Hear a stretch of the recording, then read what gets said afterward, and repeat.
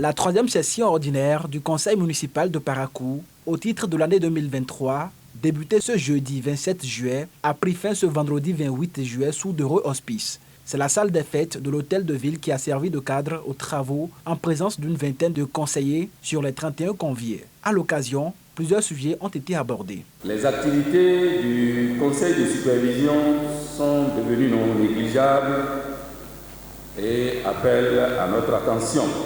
Au cours de cette session, nous aurons à parcourir les activités menées par cet organe ces 3 derniers mois.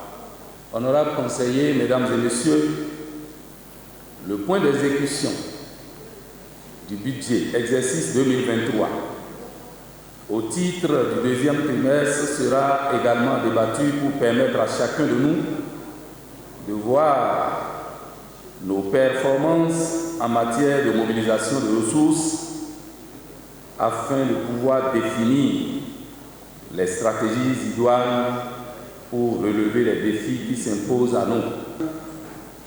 Nous sommes aussi appelés à autoriser l'élaboration de celui de 4e génération qui, sans doute, apportera un mieux-être pour nos braves populations de la cité de Koubourou au regard de l'approche participative qui sera suivie. Mesdames et messieurs, honorables conseillers et chers collègues, une fois n'est pas coutume, dit-on, et nous nous permettons de tenir le débat d'orientation budgétaire au cours de la présente session. Le secrétaire exécutif de la mairie de Parakou renchérit. Il faut dire qu'avec la réforme de l'administration structurelle, il est fait obligation à toutes les communes du Bénin de tenir ce débat en prélude au budget, à l'élaboration du budget primitif 2024. Et ce débat d'orientation budgétaire, selon les articles 396 et 397 du Code de l'administration territoriale, doit pouvoir intervenir au plus tard le 15 août de chaque année. Et c'est pour satisfaire à cette obligation que ce débat a eu lieu. Et pour le débat, le document qui doit servir de support, c'est le document communal de programmation budgétaire pluriannuel 2024-2026.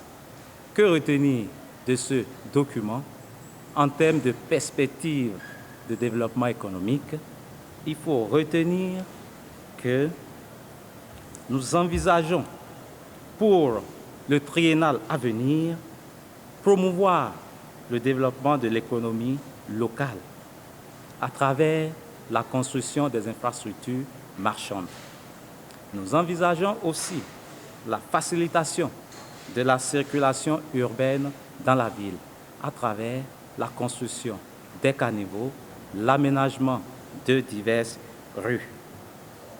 À ce niveau aussi, il faut dire que la ville de Parakou, avec l'appui du gouvernement, bénéficiera du projet asphaltage phase 2.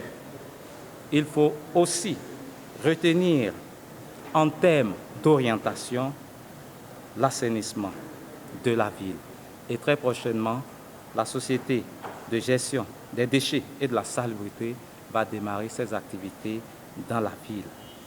Au plan culturel, nous envisageons la construction d'une maison de culture au niveau donc de la ville. Nous envisageons aussi l'aménagement de certains sites touristiques dans la ville pour booster le développement local. Et au plan sanitaire, nous envisageons la réfection de certains centres de santé. Il faut aussi dire, par rapport à l'éclairage dans la ville, il y aura l'acquisition d'équipements pour pouvoir réfectionner certains lampadaires. Un sujet qui a capitalisé, qui a intéressé la plupart des conseillers, c'est le remplacement du nom du quartier Gouné par le nom de Yakaroko, qui a une mare sacrée.